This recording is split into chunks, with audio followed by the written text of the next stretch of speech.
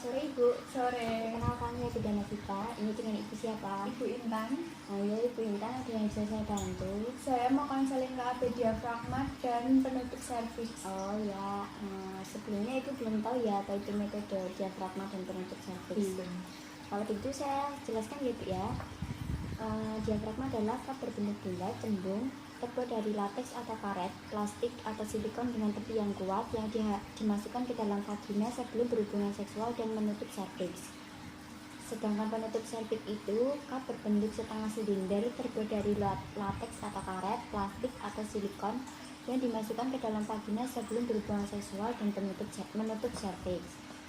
Kelebihannya menggunakan metode diafragma dan penutup serviks untuk mencegah kehamilan dan melindungi dari beberapa penyakit menular seksual atau chlamydia, gonorrhea, PID, dan trichomoniasis dan kanker serviks khususnya juga digunakan bersamaan dengan spermisida.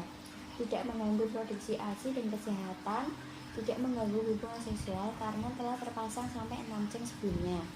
Tidak mempunyai pengaruh hormonal, dan yang kelebihannya itu ada efektivitas sedang. Keberhasilannya sebagai kontrasepsi tergantung pada kepatuhan mengikuti cara penggunaannya. Diperlukan pemeriksaan privat oleh petugas kesehatan terlatih untuk memastikan ketepatan pemasangan dan pemasangan relatif sukar. Pada 6 jam pasca hubungan seksual, alat masih harus berada di dalam atau masih berada di posisinya. Pada beberapa penggunaan menjadi penyebab infeksi saluran kemih atau ISA. Cara penggunaan diafragma pertama itu oleskan diafragma dengan menggunakan spermisida, lalu remas bersamaan. Cuci tangan dengan sabun dan air mengalir sebelum memasang diafragma. Pastikan diafragma tidak berlubang atau rusak. Tes dengan mengisi diafragma menggunakan air dan lihat menembus cahaya atau tidak. Dan perhatikan tanggal kadaluarsa pada spermisida. Masukkan diafragma 6 jam sebelum senggama. Tekan tepi diafragma bersamaan. Masukkan ke dalam vagina sejauh mungkin. Pilih posisi yang nyaman untuk memasukkan diafragma ini. Bisa jongkok, mengangkat satu kaki, ataupun berbaring. Masukkan jari ke dalam vagina sampai menyentuh serviks. Sarungkan karetnya dan pastikan serviks telah dilindungi. Serviks terasa seperti ujung hidung pada tengah kap diafragma. Jika diafragma tidak nyaman, tidak tarik dan pasang kembali. Diafragma berada di dalam vagina paling tidak 6 jam setelah senggama. Jangan tinggalkan diafragma di dalam vagina lebih dari 24 jam. Jika akan melakukan senggama lagi, pastikan diafragma terpasang dengan tepat dan oleskan spermisida lagi.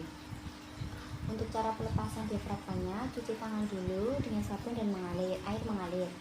Lalu masukkan jari ke dalam vagina hingga ke kap diafragma terasa. Masukkan jari di bawah kap diafragma perlahan, lalu tarik keluar. Jangan menggunakan umpu ya Bu. Cuci diafragma dengan sabun dan air mengalir, lalu keringkan setelah penggunaan. Lalu cara pemakaian serviks, penutup serviks yang benar. Yang pertama, isi sepertiga kap dengan spermisida, krim, jeli, atau busa. Lalu cuci tangan dengan sabun dan air mengalir sebelum memasang penutup serviks. Tekan tepi kap di sekitar serviks hingga serviks tertutup sempurna. Tekan perlahan bagian tengah untuk melekatkan kap. Pastikan penutup serviks hingga 42 jam sebelum senggama. Cara pelepasannya,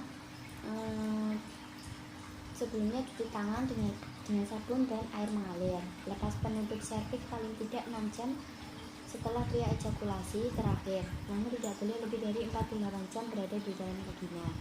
Buka ujung-ujung kap untuk mengendurkan lekatan pada serviks, lalu tarik perlahan keluar vagina. Cuci diafragma dengan sabun dan air mengalir, lalu keringkan setelah penggunaan.